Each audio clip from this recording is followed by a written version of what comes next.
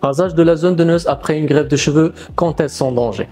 La transplantation de cheveux est devenue une procédure de plus en plus populaire dans le domaine de la chirurgie esthétique, un soin post-opératoire approprié, notamment en ce qui concerne le rasage de la zone donneuse, est tout aussi crucial que la procédure elle-même. Se raser la zone donneuse trop tôt peut nuire au processus de guérison alors quand il est sûr de raser la zone donneuse. Dans cet article, nous explorons cette question en détail. Les premiers jours après la transplantation de cheveux, processus de guérison et précautions. Après une transplantation de cheveux, la zone donneuse ou les follicules pileux sont extraits et la zone receveuse nécessite une attention particulière.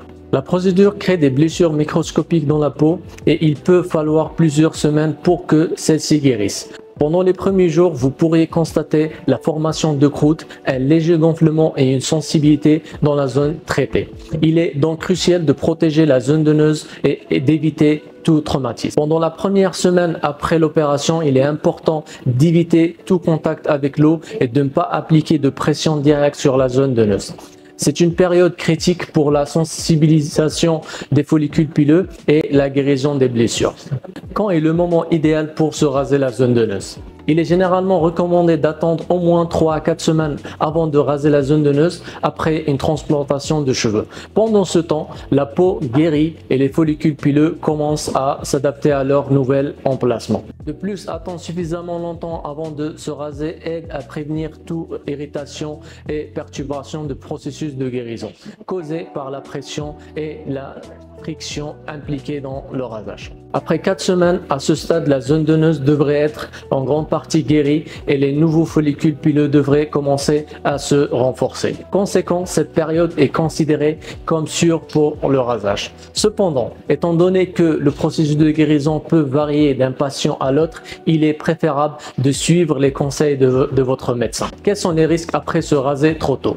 Se raser la zone donneuse trop tôt peut interférer avec le processus de guérison et entraîner diverses complications. Certains risques potentiels du rasage précoce incluant guérison retardée des blessures. La pression appliquée pendant le rasage peut irriter le tissu en guérison, augmentation du risque d'infection.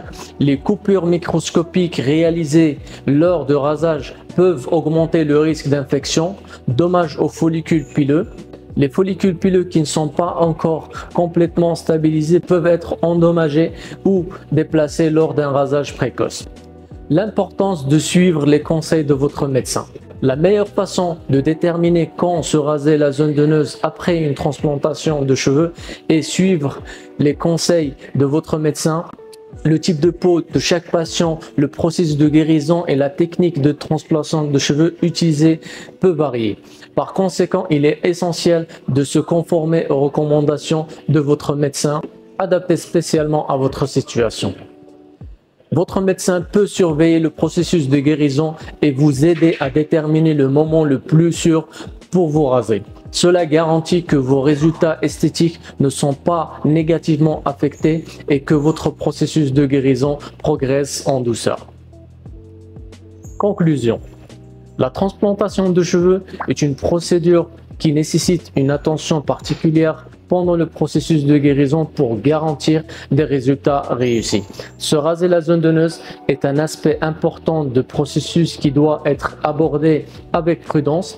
Idéalement, attendre 3 à 4 semaines avant de se raser la zone donneuse soutient le processus de guérison et réduit les risques de complications.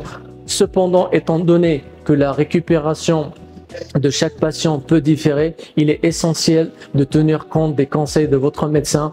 Rappelez-vous, le succès de votre transplantation de cheveux dépend non seulement de la qualité de la procédure, mais aussi de vos soins diligents pendant la période de récupération. Vous cherchez la meilleure transplantation de cheveux à Istanbul?